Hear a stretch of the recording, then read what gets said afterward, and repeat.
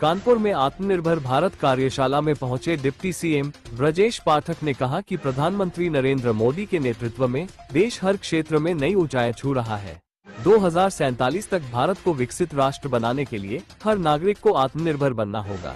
ब्रजेश पाठक ने उद्योगपतियों और उपभोक्ताओं से अपील की वे स्वदेशी वस्तुओं का उपयोग करें जो भारत और उत्तर प्रदेश में बनी हो, उसमें देश के लोगों की मेहनत व पसीना लगा हो। साथ ही उन्होंने कहा कि सरदार पटेल के विचार और एकता के संदेश को हर घर तक पहुंचना चाहिए। वंदे मातरम गीत पर कांग्रेस के रुख को लेकर उन्होंने कहा कि कांग्रेस ने हमेशा भारत की संस्कृति से खिलवाड़ किया है, जबकि भाजपा भारत माता और उसकी संस्कृति को सर्वोच्च मानती है।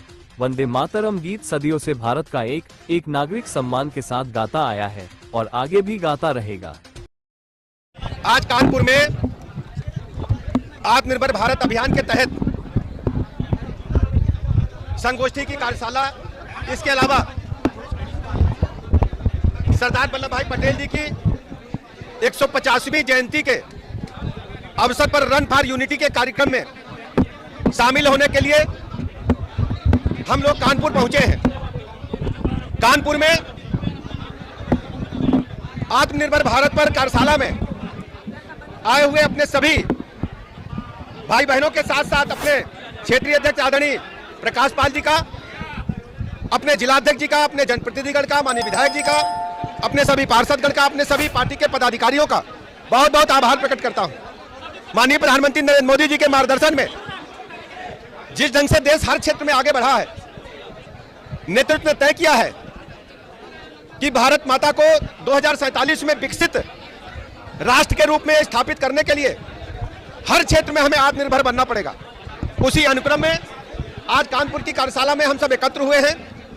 कृषि विज्ञान से लेकर अंतरिक्ष विज्ञान तक में भारत ने माननीय मोदी जी के नेतृत्व में बड़ी सफलता हासिल करने का काम किया है। भारत हर क्षेत्र में अपने पैरों पर खड़ा हो, इस कार्यशाला के माध्यम से हम कानपुर के उद्योगपतियों को, व्यवसायियों को, इसके अलावा जो उपभोक्ता, उनसे भी आह्वान करने के लिए आए हैं कि हम दैनिक जीवन में जो भी वस्तुएं उपयोग में लाएं वो भारत में बनी हो, उत्तर प्रदेश में बनी हो, भारत के हमारे जवानों का उसमें पसीना लगा हो, मेहनत लगी हो, ऐसे ही प्रोडक्ट्स को हम खरीदेंगे। और व्यापारियों से मैं अपील करता हूं, ऐसे ही उत्पादों को, ऐसे प्रोडक्ट्स को हम बेचेंगे।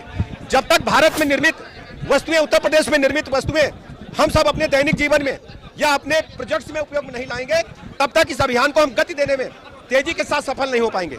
इसलिए आत्मनिर्भर भारत अभियान के तहत हम सब भारत में बनी वस्तुओं का उपयोग करेंगे, भारत में बनी वस्तुओं को ही बेचेंगे और खरीदेंगे।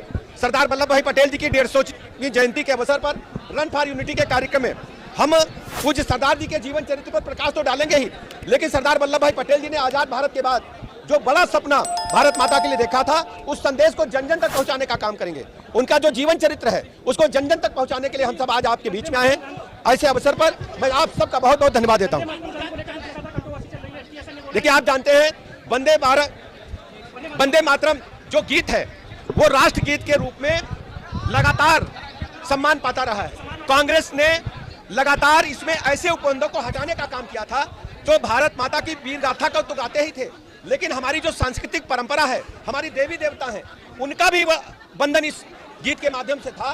कांग्रेस ने उन बंधों को हटा करके हमेशा भारत की संस्कृति से खिलवाड़ करने का काम किया है।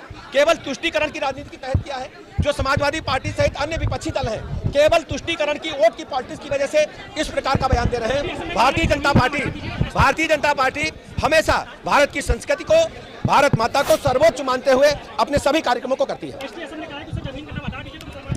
आप जानते हैं, केवल तुष्टीकरण की पॉलिटिक्स के तहत इस प्रकार का बयान वो लोग देते हैं। उनका जो वंदे मातरम गीत है वो सदियों से लगातार